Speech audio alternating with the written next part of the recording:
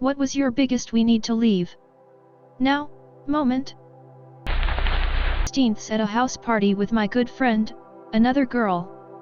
There were some gatecrashers who turned up, which weren't unusual at London house parties, but these guys were older, and there was just a vibe.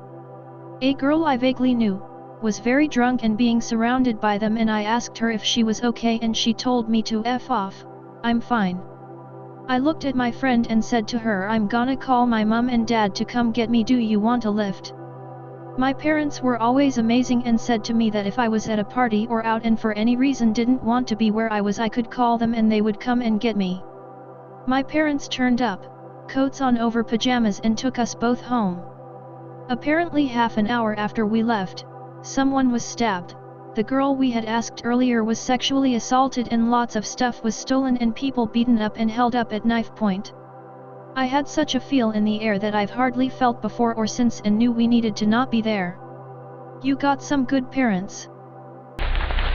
When I was 15, a friend and I went for a lot of walks around town, small town, around 5-6k people. We were going to the cyber cafe in town to meet a few friends, and we often took different streets to get places, just to keep it interesting. We were about to go to Main Street off one of the side streets and a man on a bicycle approached us. He got off his bike, and asked us a couple small talk questions. Something didn't seem right about him. He was probably mid-40s. We both kept inching away but didn't want to come off as too rude, so we answered about the weather or traffic. Then he paused and we said we had to go, and he said, and I'll never forget it, you look so young, I don't want to get in trouble, but I need to touch someone. I just need to touch you. You should come with me. And he started rambling. I just felt terror, couldn't even speak. I grabbed my friend's hand and turned.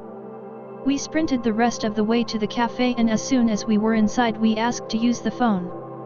I called my mom to pick us up while my friend told the worker what happened and what the guy looked like.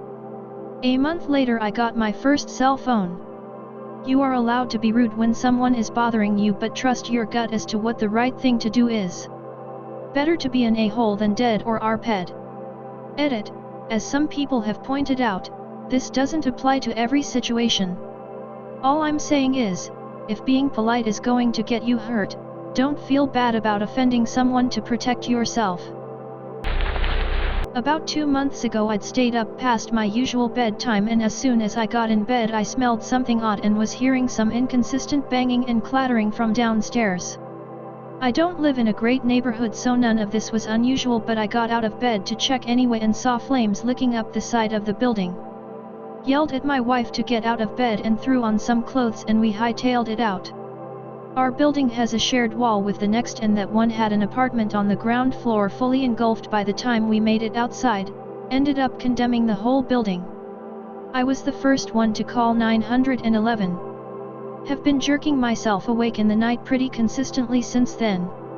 When I was 7, our next door neighbor came pounding on our front door to scream at and threaten to kill my dad because our pet that we kept in our backyard was being too loud. The pet was a rabbit. A rabbit.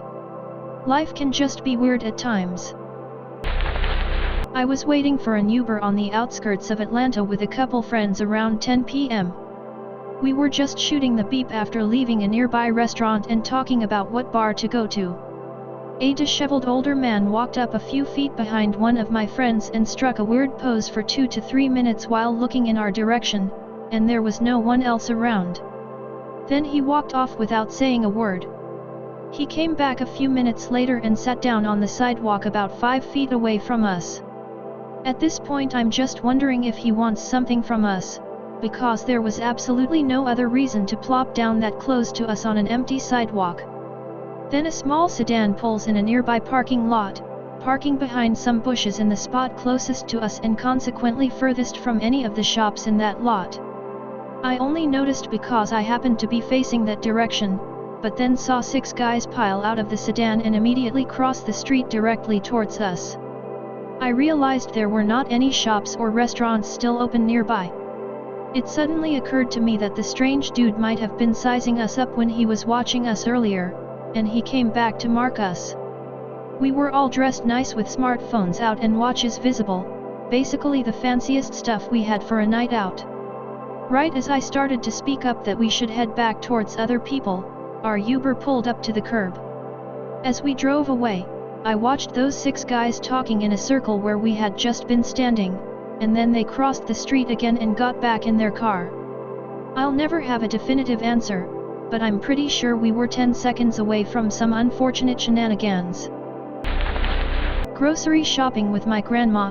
She's tired, normal for her, but she's getting a bit slower and dragging her leg more than usual. At the checkout counter I saw her face was a little droopy and I said we are leaving now and going to ER. They gave her a bottle of water for the car ride which she ended up choking on and vomiting up all the water. Called ahead to ER so they were ready and they took care of her ASAP. She was having a stroke and they were able to help her quick enough so that she didn't have any long-lasting issues. Remember fast. Face. Smile and see if one side of the face droops. Arms. Raise both arms. Does one arm drop down? Speech. Say a short phrase and check for slurred or strange speech. Time. If the answer to any of these is yes, call 911 right away and write down the time when symptoms started. In addition there is also be fast which is fast but with 2 additional signs. Balance is there a sudden loss of balance or coordination? Eyes is there sudden blurred or double vision or sudden, persistent vision trouble? I was in college when I had my first solo apartment. This guy across the hall would come over, or invite me over, and we'd hang out a few times. However, I would not call him a friend. One night he asks me to loan him some money. In addition to not wanting to loan him money, I don't really have any, so he proceeds to ask for a ride to see his girlfriend because she has some money for him. I agree. We arrive at her apartment and a small party is going on. When we walked into the party everyone immediately shuts up and stares at us. He runs off to find his girlfriend, who I find out is his ex-girlfriend. It is awkward because I'm kind of this guy's friend by association, and I'm getting lots of angry stares. He gets into an argument with her and we are basically thrown out of this place. He then asks if I can take him to another part of town. He owes another guy some money and needs to go talk to him. We proceed to an unfamiliar part of town, and he instructs me to park in a fairly isolated spot. He explains that he doesn't want the other guy to see my car, because he might take it. He owes this guy money for gambling or drugs or something else bad, and he is way behind on his payments. I left him and spent the rest of my time in that apartment avoiding him. By left him you mean completely abandoned him where you parked? You made the right choice. Yeah, I just left him and didn't look back. A couple of friends and I were outside a house party talking. I noticed out of the corner of my eye something dart behind some bushes towards the end of the block, maybe 4 houses down? It was dark out so it was hard to tell. We stood there a bit long and I swore I saw something again move to a tree a little closer. This wasn't the best neighborhood, heck my whole hometown isn't the safest, and I knew a couple people at the party were involved in some stuff so I don't know if that entered my mind or what, but I got immediate goosebumps. I said let's go now. A couple of my friends looked at me weird, but later one told me they knew by the look on my face something was up. I apparently looked possessed. I had my keys so we ran to my car and got in. I didn't even let anyone get their seatbelts on, I just hit the gas. Based on the news stories less than probably 5 minutes later a group of people shot up the house we were at, the others standing outside were severely injured or killed. Turns out a couple guys at the party were thought to have killed someone's family member and it was a revenge thing. This was over 20 years ago and I still get nervous if I'm standing around outside, especially if it's dark. New Year's Eve in Moscow. I, dark-haired brown man, was drinking with my blonde white woman, in a bar getting friendly with some locals who tried their best to speak English. So friendly that one of them gave us a Matryoshka doll that he was going to give to his mother later that night. They seemed a little too friendly, and maybe they just were, but at one point I went to order more drinks and the bartender, who had been watching and serving us, gave me a stern look and said, "You should leave, now." I found this a little strange and unexpected, so naturally tried to question what he meant, but his face was drop dead serious. He looked at the friendly group, then at my GF, then to me and repeated his words. I didn't really want to take any chances in Russia and wanted to see another bar anyway, so I grabbed my girl, the doll, and promptly left. Did you ever find out why he said that? They marked him for kidnapping. Not really a need to leave but a need to act. This happened about 22 years ago. I was 24 years old, living with my husband, 1-year-old daughter and our dogs. About 11 p.m. my husband goes out to take the dogs for their last walk before bed. I'm sat in the lounge playing Wipeout 2097 on the PS1, happy days, daughter's asleep in her cot.